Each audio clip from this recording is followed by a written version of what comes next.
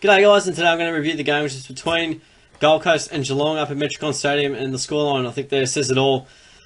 We got the job done by 85 points, a massive win, probably I would say our biggest win of the year, one of our biggest scores of the year as well. 121 points, could have been a lot more had we kicked a bit straighter, but you wouldn't believe I haven't seen this game. I've been been away. I'll put it that way.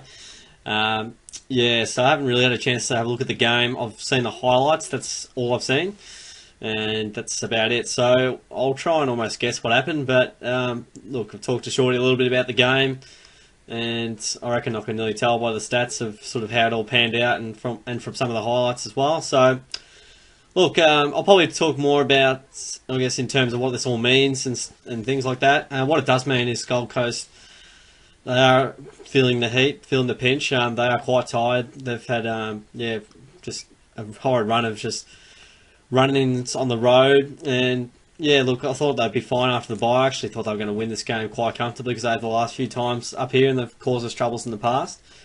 So, yeah, look, my expectations there were sort of, above and beyond by the Cats. But pretty pleased to say the least. Always, when it's a dangerous game and you smash the opposition, it's always a positive. So I think in terms of the ladder, puts us to about 6. I'll bring that up there. 6th or 5th, I think, after results this weekend. This is sort of end of round 11. Yep, so we're 5th, just sort of outside that top 4 by a game.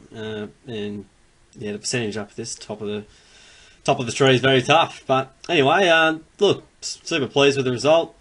It sounded like our midfield was on fire, which is always a good thing. Gee whiz, had that much for the ball. Yeah, so we had more than about 150 more touches than they did. A couple more free kicks. We won the clearances. That's always a win. Inside 50s, it looks like our forwards had a lot of supply. And again, yeah, it exemplified in the scoring shots, but not taking full result there, but certainly we'll take the win for sure. Got up in the contested possession, so when you're winning a lot of these things, you expect to win and win well. Doesn't look like it was a heavily contested game going by the tackle numbers, 46-41. So yeah, look, to win the tackle count when you have that much more of the football means very good things are happening for your club. Yeah, so that's quite interesting. Got smashed in the hit out, so there you go. Stanley, have a look, son. So, look, it seemed like our midfield were really on top. We used the ball really well. Yeah, we must have used the ball well to get this kind of score on the board. Yeah, so pretty much our midfield was on top. And I say every game, when we're on top in the midfield, we're going to be hard to beat. And you don't want to be defending what we're got up forward rather than it going down the other end, then we're after defending for our life. But yeah, I'll probably talk more in terms of the players, which not really sure on either. But Shorty said give Mitch Duncan the 3 votes, so I'll give him the 3 votes. It'll be tough for me to give votes because I didn't see the game, but I'm just going by stats here. 32 touches, 5 marks, and got a tackle and a goal. He was saying, yeah, he was instrumental in the first half, and going by the footy inbox, he was absolutely on fire. And BOG, that's what I was reading. I'm going to go to 2 votes to Gary Ablett, 37 touches, 6 marks, and got 3 goals next to his name, so it's pretty rare. Sort of, yeah, you get those 35 plus and 3 goals. It's a pretty awesome effort, and well done to Dane Beams with 5 goals and I think around 38 touches, so good on him there. Yeah, 1 vote, going by pure stats here. Sam Menegola, when he gets the football, he hurts you. 30 touches, 6 marks, 6 tackles, good work right there. 2 goals too. He hits the scoreboard as well, and I love it when he gets the football. He's generally going to use it well. So yeah, look, I'm going to watch a half. Well, probably our best couple of quarters after this. Yeah, I've just been flat chat all weekend, so apologies for the lack of game. Yeah, recollection, I suppose, but pretty pleased again. Once again, very happy with the result. I like how we put the foot on the throat in the second term. We used to do that back in our heyday, and I know everyone's going to say, oh, we're a different team to the 07 to 11 team, and yes, we are. But we've got some pretty superstar players in our team, so we can't forget that either.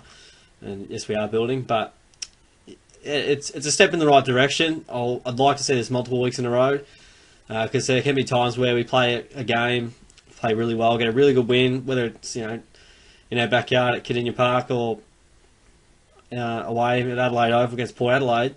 They're giving us some really good wins, but I feel like the peaks and troughs are way too different, or there's just such a big difference between the two of them. So we want to see not 85-point wins every week.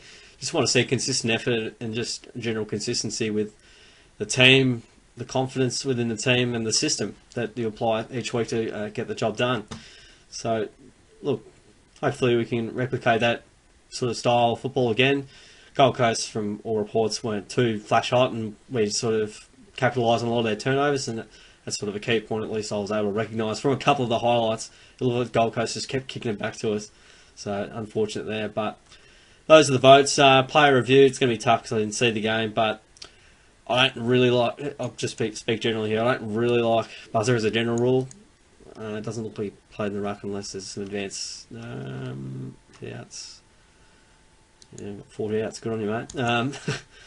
As a general rule, unless he's going to be like the sole number one ruckman or something like that, I just think Crameri offers a lot more. Maybe they're just giving him a go. Maybe Crameri's doing something they're not getting. Pressure, don't know. I think Crameri chases and no one else at all chases. But anyway, yeah, look, he can compete. He's a tough sort of grunting centre half forward. I just don't think it really fits the modern game. He might kick 5-1 one night and prove me wrong, and I hope he does. But you can't have, I think you can have Hawkins and Buzzer. I think you can only have one of them. Because Crameri's that mobile type. Whether you have Hawkins, Crameri and Menzel, that's another story as well, to be decided on the night. But yeah, certainly glad McCarthy was back, and looks like he contributed quite nicely there. Henry didn't get a lot of the football, but he generally gets the job done each week. Stanley, keep hearing bad things about Stanley, so maybe stick with, maybe give Abbott a crack. That's what I'm hearing from the boys. Just all hearsay for me tonight, just for what everyone else is telling me. Look, some solid performances. Her Murdoch was pretty good. Cunico was also really solid. 3 goals to Hawke. He just always kicks 3 somehow and ends up with 3. I think he kicked 2 in the last quarter as well. Go and have a look at the AFL app. Dangerfield, good as always. I'm guessing. And Tommy Stewart, he'll be in probably top 3 best and fairest, I'd say. At least the top 5. He just always gets 28 touches. That's one thing I've noticed lately. Just forever 28 touches, 10 marks. Pretty sensational. He never gets talked about really either, which is quite interesting. So, look, pretty solid overall. You'd probably only, would you swing the axe? Don't know. On buzzer, I'd certainly like Crameri in the side. If you're going to pick a guy in a final to deliver, would you pick Crameri or buzzer? I know who I'd be going, and Crameri didn't come here to chill out, in the twos. And I think buzzer, Crameri will have a couple of years left in him. I think buzzer, the big guys need time, as we know, and Stanley, he's had a lot of time. Probably out of time, I would say, for Reese. So, give Abbott a go, I reckon. If you're losing already now, you can't lose much more giving Abbott a crack. He's sort of an unknown, maybe. Who knows what's going on there, but look, now that ruck situation is sorted out. Come finals time, generally the dominant ruckman wins the final. Otten, so 7. Need I say any more? We'll look at the next week, and Geelong hosting North Melbourne. GMHBA Stadium. Speaking of danger games, this is certainly a danger game, and then we've got Richmond the week after, so there's just danger games everywhere. No week's really easy. Saw that against Carlton. So look, I'll go in knowing what North can do, knowing they've beaten us there in 2015 when we weren't going that well. I guess they made a prelim final that year, so they must have been going alright to beat us at Simmons, back when it was called Simmons. Yeah, there've been some good sides away. Sydney, Freo have been tough to beat at home as a general rule. They've been pretty competitive, and they've been awesome. I think they're right behind us on the same amount of points, 3% away. Really young side. I'd say we'll get the job done, 3 or 4 goals. I reckon we go alright against Tools most of the time. So, and their Tools have been a cause for concern. And again, you just run through the names. Like Kelly's a star, seemingly already. Dangerfield, Ablett, Selwood, Hawkins when he's on fire. There's just so many good players. Stewart. So you'd like to think if we're all playing well, we're going to win. But again, it's going to come down to that midfield battle, and Cunnington's tough. Zeebel's tough when he plays in the midfield. He goes up forward and causes dramas as well. But we have to contain, your Waits and Benny Browns, and keep Tarrant in the, if they play any sort of loose man, accountable. That's going to be absolutely enormous. So look, I go in probably about 70% confident we'll win. But certainly, I think North Melbourne are up to their ears with this one as well. They've been playing some magnificent footy. They pressure really well, so it's going to come down to how well we can manage that pressure and how well we go in the coalface. If we can beat them and be on top in the midfield, maybe even level them, we'll get the job done. But it'll play out how it'll play out, and hopefully get the win. So it would be good to go in the Richmond game, sort of 8-4. Reasonable setup. I expect to lose to Richmond, to be honest, but we'll see what happens in the next 2 weeks. A week is a long time in football, so yeah, that's it, guys. Currently sitting 5th on the ladder, and it's that tight around this area. So look, we've got 5th to 7th sort of sewn up for at least a week. See how that all pans out. So thanks for watching the review, guys. Should be able to watch the game next week, I dare say. What have we got? North Melbourne. I'm pretty busy that day, but I'll see how I go. And I'll certainly get around to watching that one, I would have thought. So thanks for watching, guys. Cheers for listening to the review. Subscribe away, that'd be great. Like the video, that'd be awesome as well. And I'll catch you guys all next time.